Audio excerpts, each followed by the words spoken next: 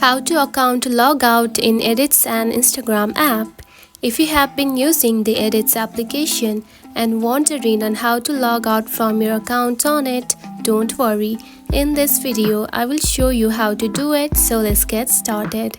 First of all, open the Edits application. Just like this.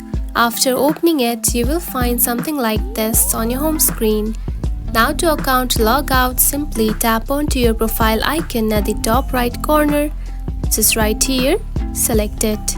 Then here you can find the logout button, just right here. Now tap on it. And simply confirm that you want to log out, so tap on it. And now you can see you have been logged out.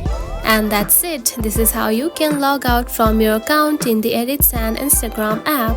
If you found this video helpful, don't forget to like and subscribe for more tips.